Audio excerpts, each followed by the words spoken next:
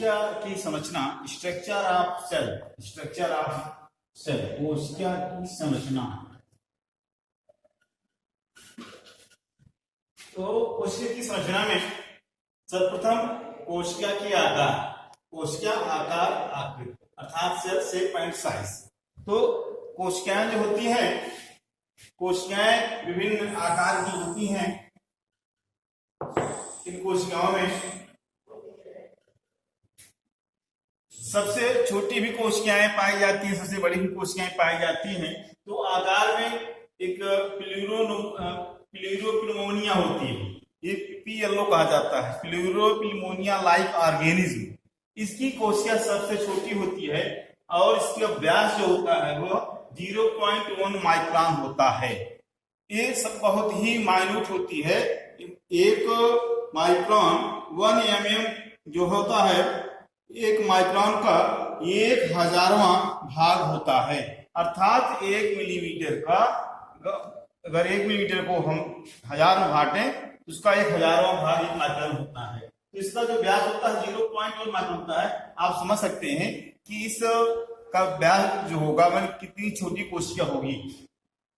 और इसके अलावा कोशिकाएं और बड़ी भी होती हैं, जैसे फ्लैक्स है और हेम्प है, अर्थात सुतरी होती है, सुतली से कहते हैं, पेटुआ कहते हैं। अलसी वगैरह में, अलसी वगैरह की या सनई की, इनकी जो रेशे होते हैं उनकी लंबाई जो होती है 500 मिलीमीटर से भी बड़ी होती है।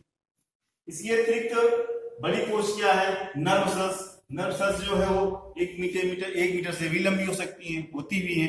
और इसे ऑस्टिच अर्थात शुतुरमुर्ग का अंडा होता है, वह 15 सेंटीमीटर लंबा होता है। इस प्रकार से देखा जाए तो विभिन्न कोशिकाओं के विभिन्न आकार पाए जाते हैं। अगर आकृति में देखते हैं तो ये इनकी आकृतियां बहुत सी होती हैं, जैसे गोलाकार है, अंडाकार है, खडभुजी है, बहुभुजाकार है, बेलनाकार, तस्तरीनुमा। इस प्रकार से विभिन्न आकृतियों की कोशिकाएं पाई जाती हैं। अगर हम देखते हैं कोशिका संख्या के आधार पर, तो संसार में समस्त जो जीव हैं उन्हें हम 2 भागों में बांट सकते हैं, बांटा भी गया है, एक कोश की प्राणी और बहुकोश की प्राणी। जैसे अमीबा है, पैरामीशियम है, यूग्लिना है, ये सब क्या है? ये कोश की प्राणी है। इनकी पूरी शरीर की संरचना जो है वह एक कोशिका से बनी है। तात्पर्य कहने का जैसे एक कपड़ा पहने और शीश लेकर के पैर तक पूरा ढक दे, तो हमारी शरीर जो है वह एक कपड़े से ढक दिया। इसी प्रकार इनकी अमीबा, पैरामीशियम, यूग्लिना की जो शरीर संरचना है वह एक कोशिका की बनी होती है। और इसके अतिरिक्त और जीव हैं जो एक से अधिक कोशिकाओं से मिलकर के बने होते हैं, उन्हें हम बहुकोषीय जीव कहते हैं, मल्टीसेलुलर ऑर्गेनिज्म। जैसे हम लोग हैं खरबों की संख्याओं से की कोशिकाओं से मिलकर के शरीर रचना बनी होती है। अब आते हैं हम पादप कोशिका संरचना, अर्थात कोशिका की जब तैयारी शुरू की जाए, सही से कोशिका को पढ़ाना शुरू किया जाता है। पादप कोशिका संरचना, तो अगर देखा जाए इसकी अध्ययन करने के लिए हम प्याज की झिल्ली की संरचना को सूर्यदर्शी के द्वारा देख सकते हैं, विद्यालय में दिखाया भी जाता है। तो देख करके जो है हम देखते हैं कि पादप अर्थात प्याज की जो कोशिका होगी वो लगभग आयताकार होती है। और उसको जो हम सूर्यदर्शी से उसका अध्ययन करते हैं तो हमको 3 चीज दिखाई पड़ता है। एक कोशिका भित्ति जो कि निर्जीव होती है और यह सेलुलोज की बनी होती है। किसकी बनी होती है? सेलुलोज की बनी होती है।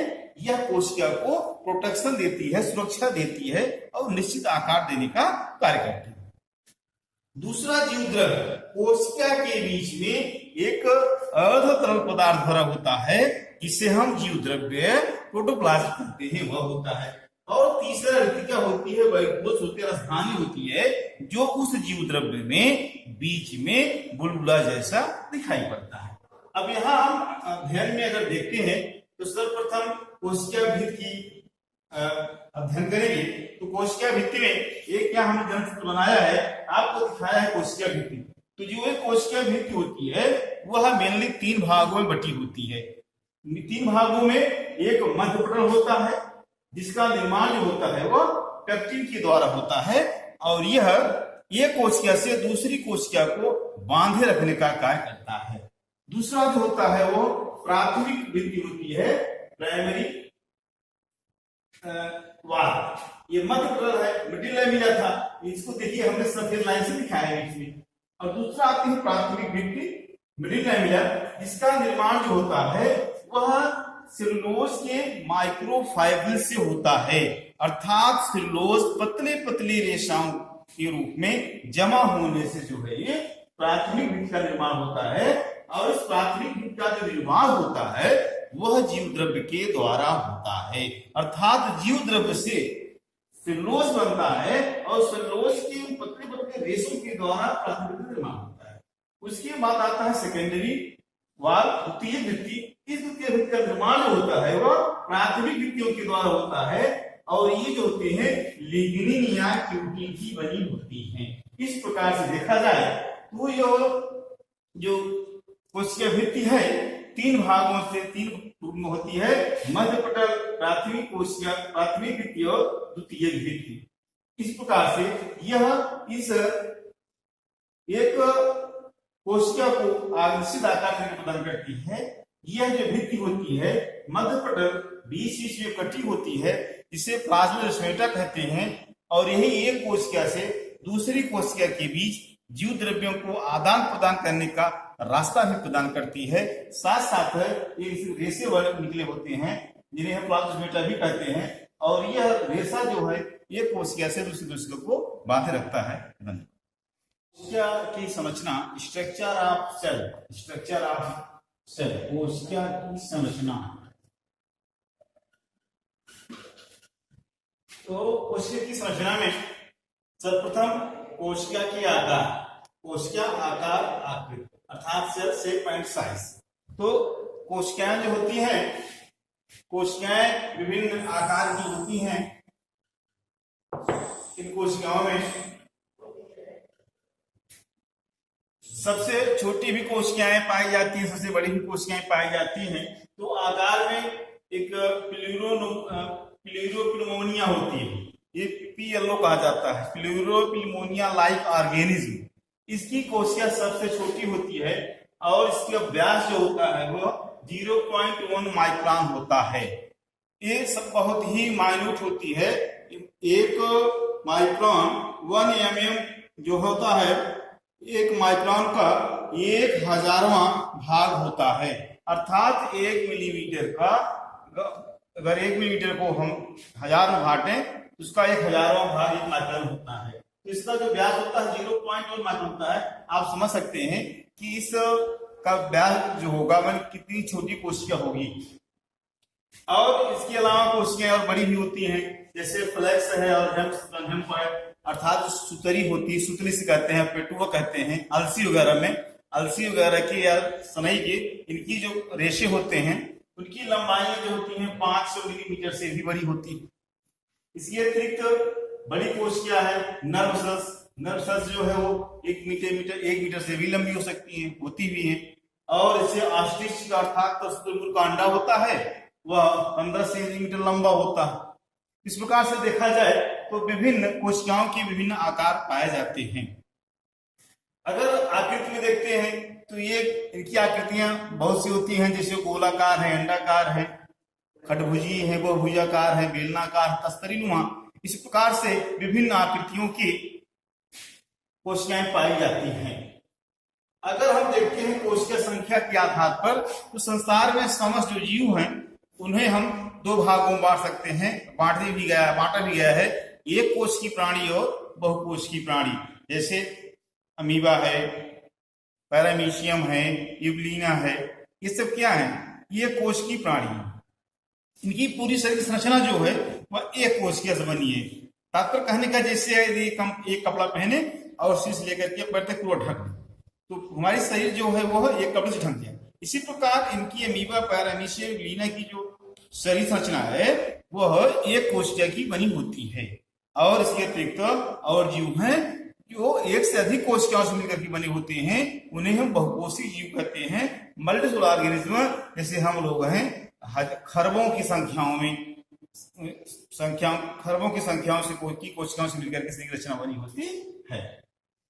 अब आते हैं हम पादप कोशिका संरचना, अर्थात कोशिका की जब तैयारी शुरू की जाए, सही से कोशिका को पढ़ाना शुरू किया जाता है। पादप कोशिका संरचना तो अगर देखा जाए इसकी अध्ययन करने के लिए हम प्याज की झिल्ली की संरचना को सूक्ष्मदर्शी के द्वारा देख सकते हैं, विद्यालय में दिखाया भी जाता है। तो देख करके जो है हम देखते हैं कि पादप अर्थात प्याज की जो कोशिका होगी वो लगभग आयताकार होती है, और उसको जो हम सूक्ष्मदर्शी से उसका अध्ययन करते हैं तो हमको तीन चीज दिखाई पड़ता है। एक कोशिका भित्ति जो कि निर्जीव होती है और यह सेलुलोज की बनी होती है। किसकी बनी होती है? सेलुलोज की बनी होती है। यह कोशिका को प्रोटेक्शन देती है, सुरक्षा देती है और निश्चित आकार देने का कार्य करती है। दूसरा जीव द्रव्य कोशिका के बीच में एक अर्ध तरल पदार्थ भरा होता है जिसे हम जीव द्रव्य प्रोटोप्लाज्म कहते हैं, वह होता है। और तीसरा क्या होती है? वह राजधानी होती है जो उस जीव द्रव्य में बीच में बुलबुला जैसा दिखाई पड़ता है। अब यहाँ हम अध्ययन में अगर देखते हैं तो सर्वप्रथम कोशिका भित्ति की अध्ययन करेंगे। तो कोशिका भित्ति में एक क्या हमने ग्रंथ बनाया है, आपको दिखाया है कोशिका भित्ति। तो जो एक कोशिका भित्ति होती है वह मेनली तीन भागों में बटी होती है। तीन भागों में एक मध्यपटल होता है जिसका निर्माण जो होता है वह पेप्टिन के द्वारा होता है, और यह एक कोशिका से दूसरी कोशिका को बांधे रखने का कार्य करता है। दूसरा जो होता है वो प्राथमिक भित्ति होती है, प्राइमरी वाल। ये मध्यपटल है, मिडिल लैमिना था, इसको देखिए हमने सफेद लाइन से दिखाया है बीच में। और दूसरा आती है प्राथमिक भित्ति, मिडिल लैमिना, जिसका निर्माण जो होता है वह सेलुलोज के माइक्रोफाइबर से होता है, अर्थात सेलुलोज पतले पतले रेशाओं के रूप में जमा होने से जो है ये प्राथमिक भित्ति का निर्माण होता है। और इस प्राथमिक भित्ति का जो निर्माण होता है वह जीव द्रव्य के द्वारा होता है, अर्थात जीव द्रव्य से सेलुलोज बनता है और सेलुलोज के पतले पतले रेशों के द्वारा प्राथमिक भित्ति का निर्माण होता है। उसके बाद आता है सेकेंडरी वाल, द्वितीय भित्ति। इस द्वितीय भित्ति का निर्माण होता है वह प्राथमिक भित्तियों के द्वारा होता है, और ये जो होते हैं लिग्निन या क्यूटिन की बनी होती हैं। इस प्रकार से देखा जाए तो यह जो कोशिका भित्ति है तीन भागों से तीन रूप में होती है, मध्यपटल, प्राथमिक कोशिका, प्राथमिक भित्ति और द्वितीय भित्ति। इस प्रकार से यह इस एक कोशिका को आकर्षित आकार प्रदान करती है। यह जो भित्ति होती है मध्यपटल बीच में कटी होती है, जिसे प्लाज्मोडेस्माटा कहते हैं, और यही एक कोशिका से दूसरी कोशिका के बीच जीव द्रव्यों को आदान प्रदान करने का रास्ता भी प्रदान करती है। साथ साथ ये रेशे वाले निकले होते हैं जिन्हें हम प्लाज्मोडेस्माटा भी कहते हैं, और यह रेशा जो है एक कोशिका से दूसरी कोशिका को बांधे रखता है।